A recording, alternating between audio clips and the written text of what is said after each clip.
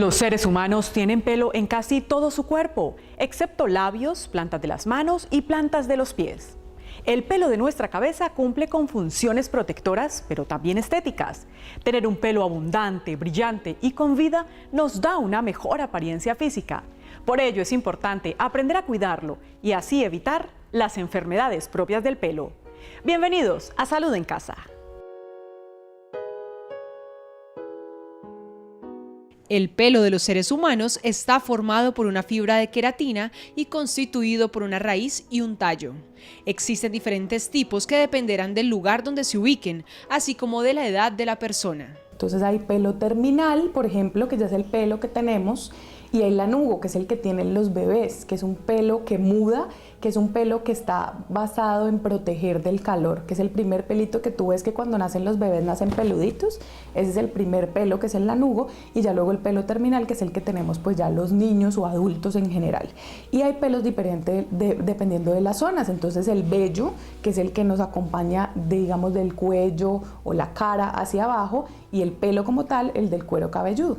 Los seres humanos pueden tener pelo liso, crespo u ondulado y dependerá de la cantidad y organización de sus componentes. Ahí ya depende de la organización de las proteínas, que es lo que vemos como el pelo enroscadito o el pelo crespito, o las proteínas que están organizadas completamente rectas, que es la persona de pelo liso. Cuando se habla de pelo graso, seco o mixto, se refiere a la condición que tiene como tal el cuero cabelludo. Porque acuérdate que el pelo aquí ya es como una fibra como tal, pero las glándulas de producción de sebo están en el cuero cabelludo. Entonces ya hablamos de cuero cabelludo seco, cuero cabelludo graso.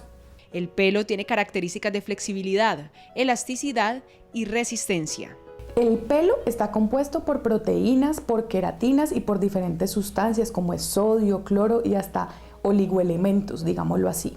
Toda esa organización que tenga cada una de esas proteínas y de esas queratinas es la que caracteriza cada tipo de pelo, que era más o menos lo que estábamos hablando. Cuando las proteínas están muy bien organizaditas en fila recta, estamos hablando de un pelo liso. Cuando las proteínas están desorganizadas, hablamos de un pelo que hace crespos.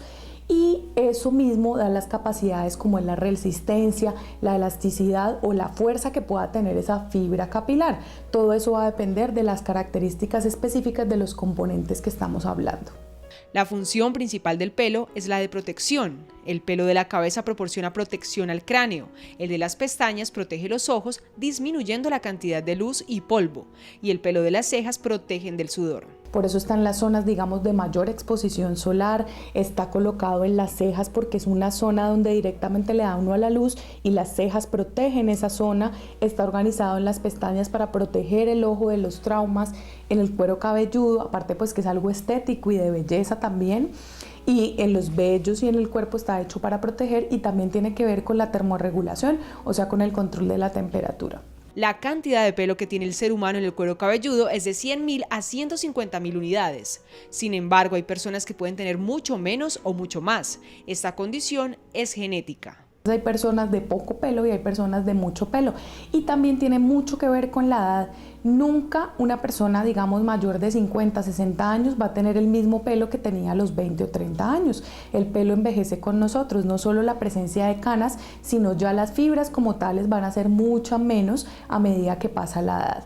Aunque la genética cumple un papel fundamental en la calidad y cantidad del pelo, los especialistas reconocen la importancia de la alimentación para que se tenga o no un pelo sano. Se ha visto, por ejemplo, en los pacientes que se hacen bypass gástrico, que son pacientes que pierden la absorción de ciertas vitaminas, la calidad de pelo se pierde, el pelo se vuelve opaco, es una fibra que se rompe muy fácilmente, que se cae muy fácilmente. La alimentación es fundamental. De hecho, en los estudios que hacemos para alopecias o para caída del pelo, miramos vitaminas. Vitamina B12, en algunos casos vitamina D y hierro. Ferritina es vital para el pelo.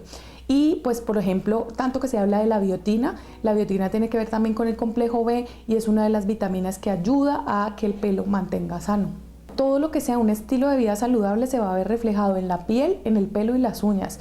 Recuerden que todos tres van de la mano, entonces una buena alimentación, un ejercicio, unos buenos hábitos de vida nos van a ayudar a tener un pelo, una piel y unas uñas pues mejores. Claro está que los especialistas saben que cada uno debe tener cuidados específicos adicionales. Tienes un buen pelo, pero no lo cuidas con los champús adecuados, no utilizas cremas especiales, no lo nutres, no haces ciertas cosas que te ayuden, pues van a hacer que el pelo sea menos bonito. Si tú lo cuidas, es como una planta, lo estás cuidando, lo nutres, le colocas tratamientos, pues va a estar mucho mejor. Y todos los tratamientos químicos, como son las decoloraciones, los alisados, pues van afectando la fibra capilar. Es importante conocer que el pelo tiene fases de crecimiento. La anágena, que es donde nace y crece, dura entre 2 y 8 años. La fase catágena, que es de transición, se extiende unas 3 semanas durante las cuales el crecimiento se detiene. Y la fase telógena, que es la de descanso y caída del pelo, dura aproximadamente unos 3 meses. Al regresar, conoceremos qué síntomas nos indican que algo está pasando con nuestro pelo.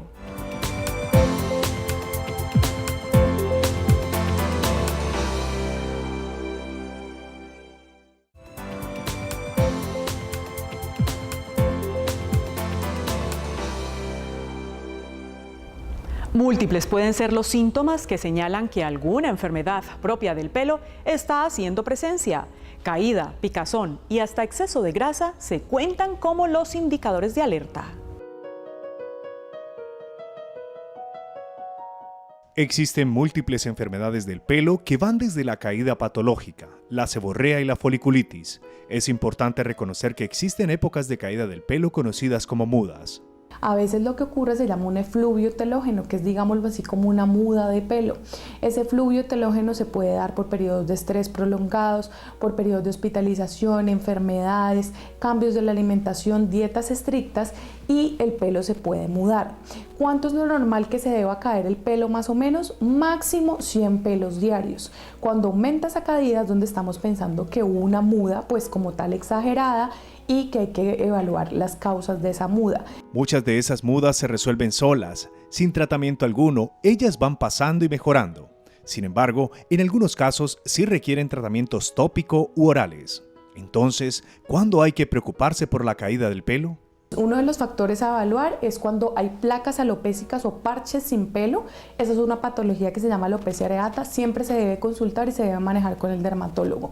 Cuando la caída sea muy excesiva, entonces estemos contando más de 100 pelos, o que la mujer normalmente tenemos muy claro cuánto pelo se nos cae cuando nos peinamos o nos lavamos el pelo. Cuando eso aumente, se debe evaluar por el dermatólogo. Y cuando hayan procesos inflamatorios graves en el cuero cabelludo, pápulas, pústulas, granos, inflamación muy grande o pelos que se han como cortado desde la base, se debe consultar al dermatólogo.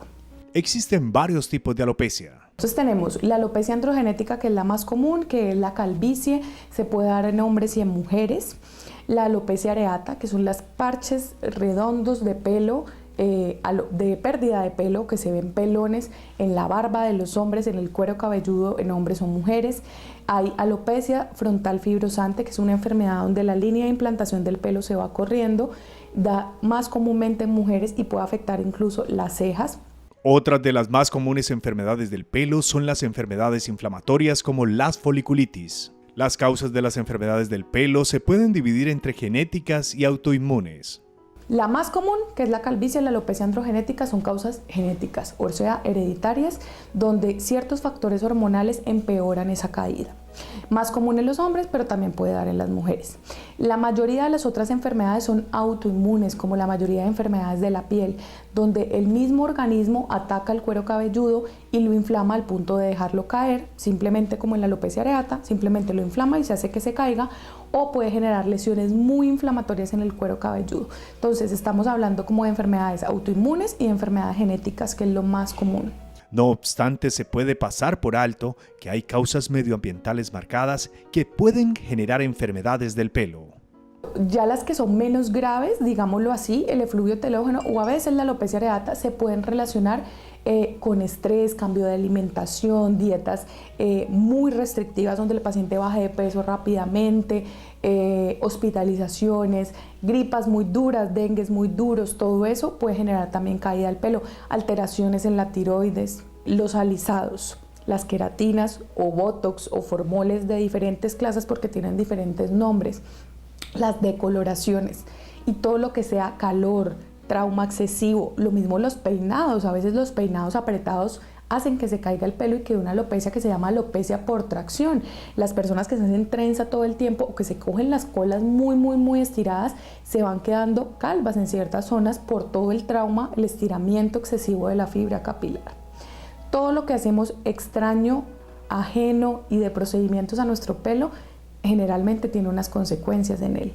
Otra de las más frecuentes enfermedades del pelo es la seborrea o llamada también dermatitis seborreica. Seborrea se refiere a que hay un aumento de esa producción de grasa en el cuero cabelludo y lo que comúnmente se asocia se llama dermatitis seborreica y es que se produce más sebo en el cuero cabelludo y eso lleva a la producción de caspa.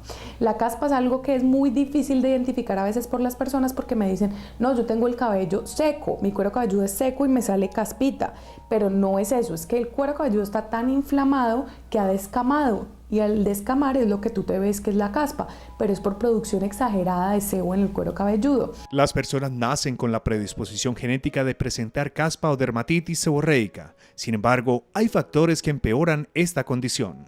¿Qué factores la empeoran? El estrés, la alimentación, los trasnochos, el consumo de licor, las personas que, digámoslo así, no se lavan el pelo constantemente, todo eso puede empeorar la dermatitis seborreica.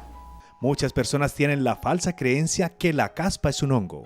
No, lo que pasa es que se confunde con que sea un hongo, pero sí hay algo importante para explicarles y es que en el cuero cabelludo vive un hongo normalmente, ese hongo no es malo, el hongo lo tenemos todas las personas, es un hongo comensal de nuestro cuero cabelludo que se ha visto implicado en que inflame más el cuero cabelludo y tenga esa predisposición a que se produzca la caspa, pero no es que la caspa sea un hongo, es que hay un hongo que empeora la condición y el hongo es un hongo saprófito benigno que vive en nuestro cuero cabelludo. Es muy importante estar alertas ante cualquiera de los siguientes síntomas para consultar al especialista. Picazón en el cuero cabelludo, inflamación en el cuero cabelludo, descamación, pérdida o placas alopécicas, caída del cabello, granos en el cuero cabelludo, debilitamiento, que se abran las fibras o lo que dice la gente horquilla, es otra de las cosas que podemos ver, que la fibra sea completamente delgada o que se haya adelgazado con el tiempo, cambios en la coloración del pelo solos sin ningún producto químico, todas esas cosas nos deben alertar de que algo está pasando con nuestro cuero cabelludo. Inicialmente el diagnóstico empieza con un interrogatorio exhaustivo para saber qué está pasando, qué cambios se han visto y cuáles son los síntomas que refiere el paciente. Después de ello se utilizan equipos especializados para ver el cuero cabelludo y el pelo en sí. Los dermatólogos tenemos un aparato que se llama dermatoscopio y con ese podemos evaluar muy bien la fibra capilar, diferentes pruebas podemos hacer para ver qué está pasando con el pelo y definir el tratamiento más adecuado en cada caso. En algunas oportunidades, el dermatólogo debe enviar exámenes de sangre para ayudarse con el diagnóstico. Al regresar estará con nosotros en estudio el dermatólogo Rodrigo Caicedo, quien nos contará cómo tratar las diferentes enfermedades del pelo.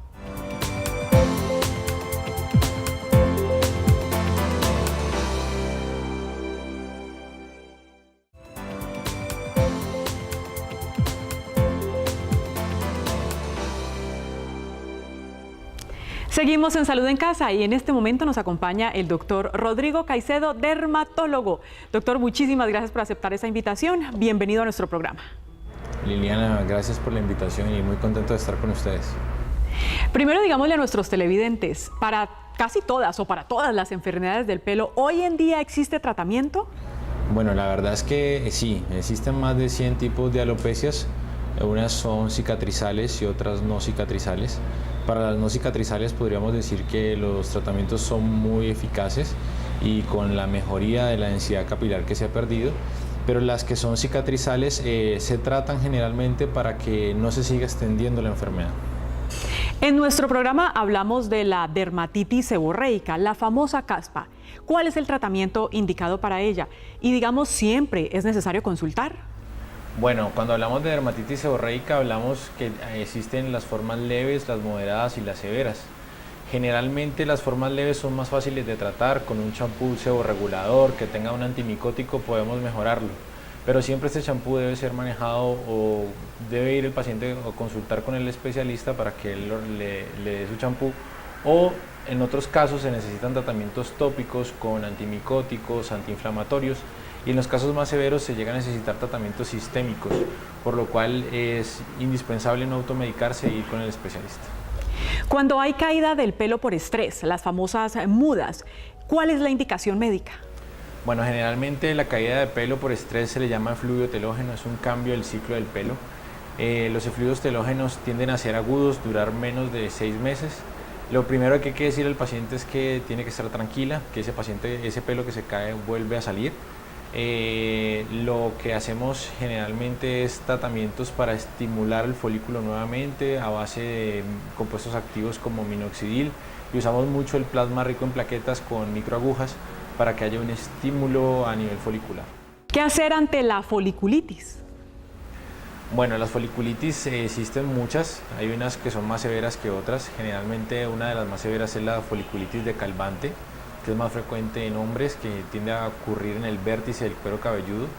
Es una enfermedad inflamatoria cicatrizal, y entonces todo el pelo que se cae donde se produce la foliculitis no vuelve a salir, por lo cual es importantísimo ir al especialista para iniciar rápidamente el tratamiento y no dejar que la enfermedad siga progresando. Para la alopecia androgenética, ¿los tratamientos dependerán del nivel, digamos, de la caída del pelo, del nivel del avance de la enfermedad? Sí, cuando estamos ante un paciente con alopecia androgenética, pues primero lo clasificamos. Existen unas escalas, en el hombre existe la escala de Hamilton y en la mujer la escala de Ludwig, y dependiendo de esa escala podemos iniciar tratamientos desde tratamientos tópicos, tratamientos sistémicos, y en otros casos necesitamos el trasplante de pelo. Cuando la persona tiene antecedentes de caída del pelo, ¿puede hacer algo para prevenir? Yo creo que es lo mejor es ir precozmente donde su médico dermatólogo, especialista en el área, hablarle sobre ese antecedente, mirar cómo por medio de una tricoscopía cuál es el grado de miniaturización folicular, y dependiendo de eso iniciar precozmente un tratamiento para prevenir la caída temprana. ¿Los productos tópicos que uno escucha, digamos, en el mercado son efectivos? ¿Sirven para la caída, para detener la caída? Bueno, existen muchos productos en el mercado, la verdad es que la mayoría, podría decir que el 99%, no son efectivos. ¿Por qué? Porque no tienen estudios científicos que los avalen. Entonces, mi recomendación es ir con un médico especialista en el tema, que maneje tratamientos que tienen evidencia científica, y con la evidencia científica uno sabe que generalmente tienen resultados y cuáles son los efectos secundarios también que pueden presentar los medicamentos. ¿En qué momento ya se necesita un trasplante de pelo? Bueno, el trasplante de pelo generalmente se hace en pacientes que tengan alopecias no cicatrizales. Con decir esto, pues que no generen una cicatriz en el folículo piloso, porque a veces en los pacientes con alopecias cicatrizales puede activar este tipo de enfermedades. Pacientes que tendan a ser jóvenes, que tengan una buena área donante, y específicamente cuando tengan una pérdida entre el 30 y el 50% de la densidad capilar, ya se puede iniciar un tipo de trasplante de pelo. Existen dos tipos, uno de unidad folicular y otro por tira, y depende del área donante se toma la decisión de cuál de los dos hacer o realizar en el paciente. ¿Podemos contar un poquito en qué consiste este trasplante de pelo?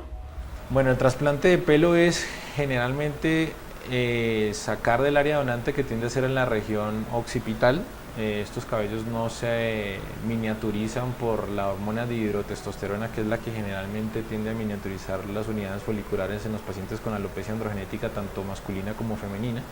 Entonces estos cabellos se sacan por unidad. Esta es la técnica FUE, donde por medio de un punch muy pequeño, menores de 1 milímetro, se va sacando pelo por pelo, y este pelo del área donante después se lleva a un área receptora y se va colocando pelo a pelo. Esta es una de las modalidades que más se está usando actualmente, pero también existe la modalidad de la tira, que es cuando el área donante no es tan buena. Entonces se saca una tira de la región occipital y después unas ayudantes cortan pelo a pelo, y después ese pelito se implanta en el área receptora. ¿Qué tan buenos y naturales son los resultados? Bueno, todo depende de la técnica que tenga el médico, de la densidad capilar que vaya a hacer por centímetro cuadrado. de que el especialista sea el idóneo, que sepa bien generalmente cuál es la densidad que se necesita en cada área del cuero cabelludo y además de cómo es la forma, de cómo viene el cabello, y si el médico pues es idóneo en el campo, seguro va a tener unos resultados muy satisfactorios. ¿Puede uno decir que hoy en día está al alcance de todas las personas este tratamiento? La verdad que sí, la verdad es que están al alcance de las personas, son muy fáciles de hacer, no tan económicos, pero con los créditos que hay actualmente, las personas pues pueden, es asequible para casi todo tipo de público. Ahora, en el futuro vienen cosas mejores que los trasplantes capilares, vienen las terapias celulares. Generalmente lo que se está estudiando actualmente es sacar las células madre de los folículos, cultivarlas y después de ese cultivo implantarlas en el cuero cabelludo, y está teniendo muy buenas respuestas en las alopecias no cicatrizales. Doctor Rodrigo Caicedo, dermatólogo, muchísimas gracias por habernos acompañado el día de hoy en nuestro programa. Bueno, Liliana, gracias a ti, gracias por la invitación y bueno, aquí estamos para cuando necesiten. Gracias. En nuestra siguiente cápsula, el asesor de imagen Fernando López nos contará cómo podemos tener un bonito pelo y lo mejor, completamente sano. Las recomendaciones para tener un pelo saludable, yo creo que la principal es conocer nuestro cabello. Cuando nosotros conocemos lo que tenemos, sabemos hacia dónde dirigimos el tratamiento que le vamos a dar. Entonces hay cueros cabelludos secos y cueros cabelludos grasos. También hay unos que entran dentro de la gama de los normales, que son esos que ni se resecan con el tiempo, ni se engrasan demasiado con el tiempo. Entonces vamos a mirar en cuál de los tres estamos. Y vamos a buscar un champú adecuado para cada tipo de cabello. Entonces el del cuero cabelludo graso tiene que ser un champú que limpie a profundidad, pero que tampoco llegue a resecarnos, porque la defensa natural del cabello va a hacer producir más grasa y vamos a hacer que el problema sea un círculo vicioso. Cuando tenemos un cuero cabelludo seco, vamos a buscar un champú que sea hidratante para que el cuero cabelludo nos quede suave, sedoso, hidratado y no nos produzca descamación, que es lo que normalmente produce un cuero cabelludo seco. Y para el cuero cabelludo normal vamos a poder utilizar un champú con un pH neutro. 4.5 es el mejor pH para la piel cabelluda, entonces vamos a irnos siempre a buscar el pH ideal para ese cabello. Cuando ya encontramos el champú, vamos a irnos hacia el acondicionador. Todos los cabellos necesitan acondicionador, el graso, el seco y el normal. Porque hay gente que tiene cuero cabelludo graso y no usa acondicionador porque sienten que les engrasa más. Porque el acondicionador se debe usar de medios a punta. El champú lo vamos a utilizar en el cuero cabelludo, el acondicionador en la hebra del cabello. Y normalmente no hay una hebra de cabello que sea grasosa, es el cuero cabelludo el que produce esa grasa. Y como la estamos eliminando, normalmente ese pelo tiende a secarse más en la punta. Entonces al cuero cabelludo graso hay que hidratar la punta del cabello. Entonces vamos a buscar un acondicionador que sea hidratante con un pH balanceado también.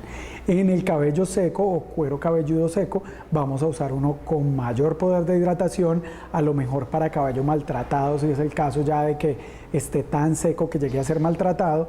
Y en el cuero cabelludo normal vamos a mirar si el cabello está teñido, si está alisado, si está maltratado por algún proceso químico, y vamos a buscar el champú adecuado.